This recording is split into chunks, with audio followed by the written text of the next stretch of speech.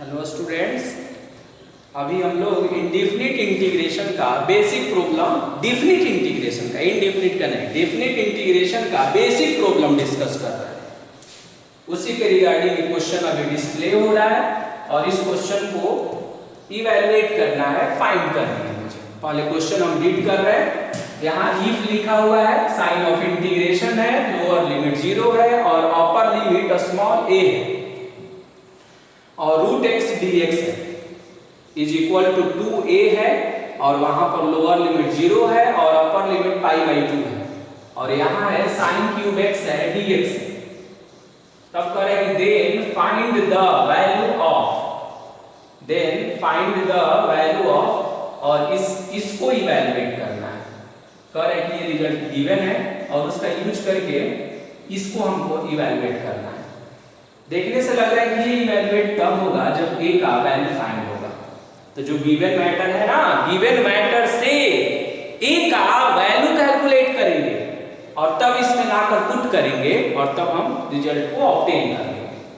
Okay, तो सबसे पहले हम ये देखते हैं कि क्या गिवन है, गिवन मैटर क्या क्या है।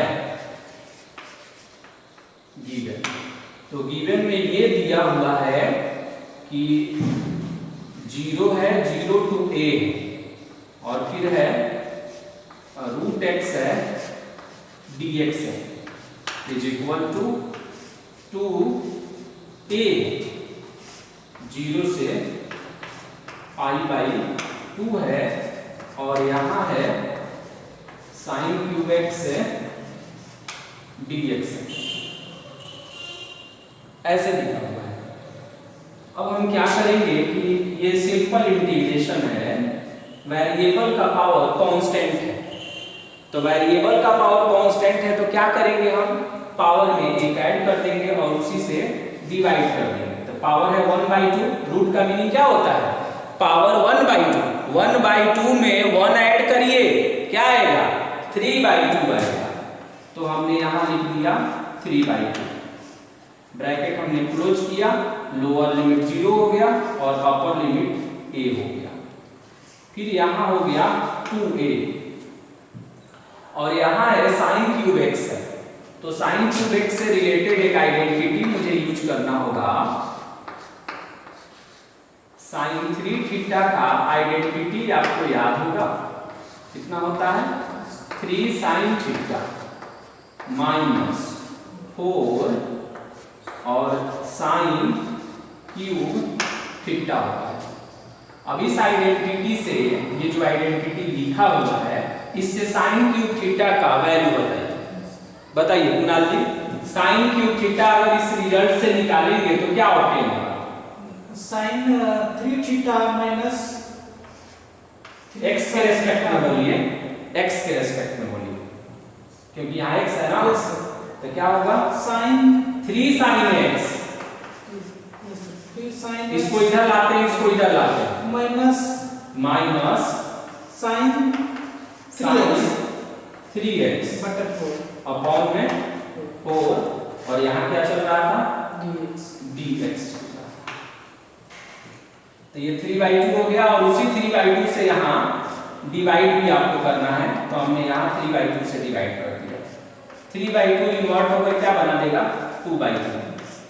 x के जगह पर अपर लिमिट पुट करिए तो a का पावर 3/2, x के जगह पर लोअर लिमिट पुट करिए तो 0 का पावर 3/2 और यहाँ हो जाएगा 2a। ये 3/4 है,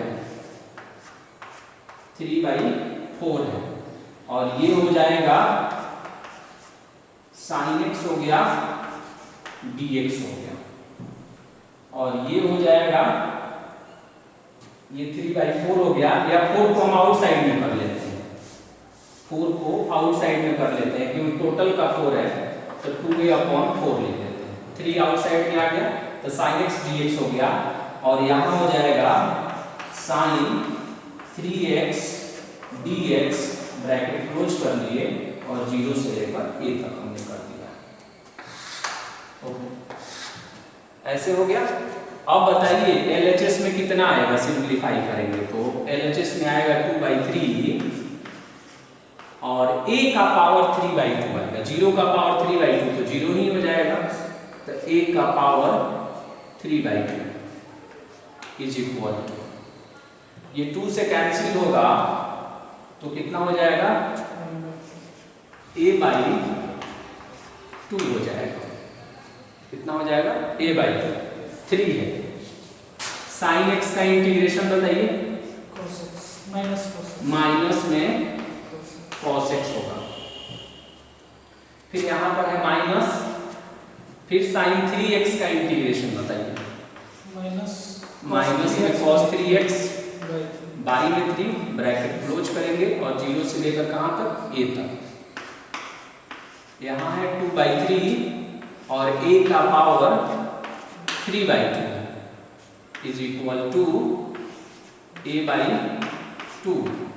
तो यहाँ आएगा माइनस में 3 cos x, और ये माइनस दोनों मिलकर प्लस कर देगा, तो ये आएगा cos 3x और अपॉन में 3, लोअर लिमिट 0 और अपर लिमिट 8। ओके, तो अब ये फाइनली हमने कितना ऑब्टेन किया, तो फाइनली हमने ऑब्टेन किया 2/3 a का पावर 3/2, और यहां कितना हो जाएगा, a/2। अब इस लिमिट को पुट करिए, तो जहां जहां x है वहां पर 0 से π/2 है। हाँ, 0 से π/2, सॉरी इसको सुधार लेते हैं हम लोग। ये कितना चल रहा था, π/2, ये भी कितना चल रहा था, π/2 चल रहा था, तो यहाँ पर भी क्या चल रहा था, π/2 चल रहा था। जहां जहां x है वहां π/2 रखो। हाँ, टॉप में भी यहाँ पर भी π/2 ही कर लेंगे। अब जहां जहां x है वहां π/2 रखेंगे, तो 3 cos π/2 प्लस cos 3π/2 और अपॉन में 3, x के जगह पर क्या रख दिया हमने, π/2। अब माइनस, जहां जहां x है वहां 0, तो 3 cos 0 प्लस cos 0 और बाई में 3, ब्रैकेट क्लोज, और यहाँ ये भी क्लोज। 2/3 a का power 3/2 is equal to a/2। अब देखिए cos 90 का वैल्यू 0 होता है, cos 3π/2 भी 0 ही होता है, तो फाइनली ये पूरा रिजल्ट जो है, ये पूरा रिजल्ट जो देख रहे हैं ये 0 हो जाएगा।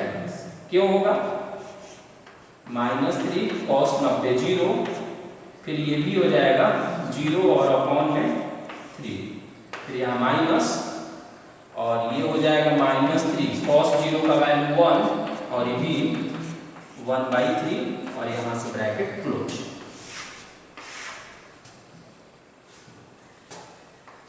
अब नेक्स्ट में देखते हैं क्या होगा। तो इधर तो अभी वही चल रहा था 2/3 और a का पावर 3/2, इधर था a/2। इसको सिंप्लीफाई करेंगे तो ये आएगा 3 3 जा 9, माइनस में 9 और प्लस में 1 होगा, तो ये हो जाएगा, और यहाँ माइनस है, और ये कितना आ रहा है यहाँ पर, माइनस में 9 और प्लस में 1, और बाई में कितना, ये ना आ रहा है। अब फाइनल हम लिख रहे हैं कितना आएगा, 2/3 और a का power 3/2 is equal to a/2। ये बताइए कितना होगा, 8/3 होगा, कितना होगा, 8/3। 3 से 3 कैंसिल कर दीजिए, 2 से 4 टाइम्स में कैंसिल कर, और फिर इस 2 से इसे 2 टाइम्स में कैंसिल कर, कितना ऑब्टेन हुआ, a का पावर 3/2 और इधर हुआ 2a। अब a से a को कैंसिल नहीं करेंगे, a कटेगा बट यहाँ नहीं करेंगे, नहीं तो लॉस ऑफ द रूट हो जाएगा। अब यहाँ से इसको LHS में करके और -2, यहाँ से देखिए a का कॉमन बनेगा, बताइए कितना होगा, a का पावर 1/2 और माइनस में 2 होगा इज इक्वल टू 0। तो अब यहाँ से आएगा a इज इक्वल टू 0 और दूसरा आएगा a का पावर 1/2 और माइनस में 2 इज इक्वल टू 0। तो a का पावर हो गया ऐसे, दोनों साइड में स्क्वायरिंग करेंगे, तो स्क्वायरिंग करेंगे या यहाँ से रूट है तो उधर जाकर स्क्वायरिंग हो जाएगा, a का वैल्यू देखेंगे 4 आएगा। आप सोचिए कैसे होगा, कैसे हुआ कुणाल जी? यस सर, a का वैल्यू 4 कैसे आ गया? 2 था, दोनों साइड स्क्वायर किए तो सर हाँ दोनों साइड में हम वर्क कर देंगे तो हो जाएगा। अब हमारे पास a का कितना वैल्यू निकला, a का 2 वैल्यू हमने ऑब्टेन किया और एक वैल्यू कितना है 0 और दूसरा कितना है 4। अब मुझे इसको कैलकुलेट करना है, ये वाले को कैलकुलेट करना है और हमने a का वैल्यू यहाँ कैलकुलेट कर लिया है। तो दो केस बनाएंगे, एक बार a का वैल्यू 0 सेलेक्ट करेंगे और एक बार a का वैल्यू 4 सेलेक्ट करेंगे। ओके, तो अभी हम स्टार्ट करते हैं केस फर्स्ट। केस फर्स्ट में लिखेंगे कि when a is equal to 0 means कि जब a का वैल्यू 0 हो जाए तब क्या होगा। तो देखिए जिस इंटीग्रल को मुझे इवैल्यूएट करना था वो कुछ ऐसा था, क्या था, a था और यहाँ था a प्लस 1 और कितना था x dx था, यही था ना। अब आप इसमें a का वैल्यू पुट करिए तो a का वैल्यू 0 प्लस 1 हो गया और यहाँ कितना हो गया x dx। इसको इंटीग्रेट करिए कितना होगा x² 2 और 0 से लेकर 1 तक 1/2 बाहर निकालिए और x के जगह पर एक बार 1 रख दीजिए और x के जगह पर एक बार 0, तो आप देखेंगे फाइनली 1 आएगा और इसका आंसर 1/2 आ जाएगा। अब हम केस सेकंड में आते हैं, तो केस सेकंड में देखिए तो कितना बनेगा ये इंटीग्रल, इसको y1 कर देते हैं, इसको y2 कर देते हैं, कितना हो जाएगा। a का वैल्यू क्या रखना है आपको, a का वैल्यू रखना है 4, तो रखिए 4 और ये कितना हो जाएगा 5 और यहाँ कितना हो गया x dx, x का इंटीग्रेशन x² 2 और ये हो गया 4 से 5, 1/2 कांस्टेंट है बाहर और x के जगह पर 5 रखिए, तो 5 का स्क्वायर और माइनस में 4 का स्क्वायर, तो देखिए कितना हो जाएगा 5 का स्क्वायर हो जाएगा 25 अब 4 का स्क्वायर हो जाएगा 16, तो 1/2 और इनटू में हो जाएगा 9, कितना आएगा 9/2 आएगा और एक आंसर यहाँ से आ रहा था कितना 1/2 आ रहा था, तो हो गया। एक्चुअली ये जो क्वेश्चन था ये बहुत ही सिंपल था, पहले ये कह रहा था ना कि ये जो कंडीशन दिया हुआ है इस कंडीशन का अप्लाई करिए और आप देख रहे हैं कि उसका इंटीग्रेशन भी बहुत आसान था। तो इस कंडीशन को अप्लाई करके a का वैल्यू फाइंड करिए, कहिएगा कहाँ लिखा है a का वैल्यू फाइंड करिए। तो जब हमने इसको देखा ना ये वाले रिजल्ट को तो स्पष्ट मालूम चला कि जब तक यहाँ से a का वैल्यू नहीं मालूम चलेगा तब तक जो है हम इसे इवैल्यूएट नहीं कर पाएंगे। तो मेरा मेन मिशन रहा कि पहले हम a का वैल्यू फाइंड करेंगे और जब हमने a का वैल्यू फाइंड कर लिया तब हम अपने जिस रिजल्ट को मुझे फाइंड करना था उसमें हमने पुट किया। पुट करने के क्रम में एक जगह यहाँ पर जो हम लोग यहाँ जो पहुंचे हम लोग, तो बहुत सारे ऐसे बच्चों को लग रहा होगा कि a से a कट जाएगा और कुछ बचेगा, लेकिन कभी भी जिसको आप कैलकुलेट कर रहे हैं, जिसको आप फाइंड कर रहे हैं, उसे तो कभी कैंसिल करते ही नहीं है।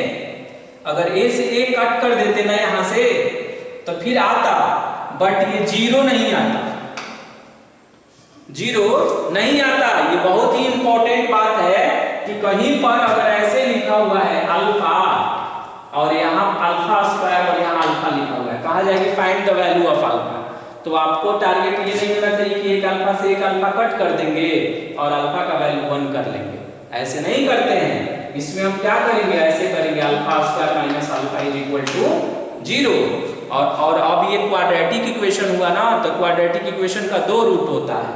ओके, इस बात का ध्यान रखेंगे।